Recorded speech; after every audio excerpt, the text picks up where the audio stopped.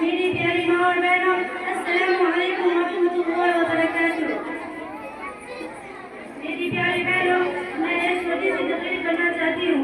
یہ تقریر کا عنوان ہے زکوٰۃ. اسے غور سے سنیں.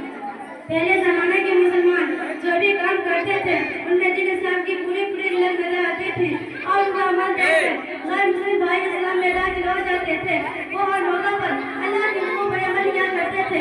اللہ کے حکم میں کامیابی حفاظت و سکون ہے. اس بات کو ان کو پتہ ہے کہ آج کے زمانے میں بھی اللہ کے بہت سے بندے ایسے ہیں جو اپنے بزرگوں کی طرح عمل کر رہے ہیں. ابھی حال ہی میں بھیونڈی میں ایک مسلم تاجر گزرے ہیں جن کے پاس سینکڑوں کروڑوں لوگ کپڑے کی بنائی کا کام کرواتے تھے.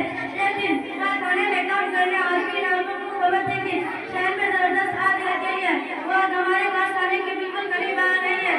خطرہ ہے چند گھنٹے میں وہ آگ کارخانے کے بیچ لگ کر لاک کر دے گی. شیخ سے اطمینان سے بیٹھے رہے اور کہا کہ فکر نہ کرو انشاءاللہ اب ہمارے کارخانے کو نہیں چھیڑے گی. لیکن آگ سے کی بڑھتی جائے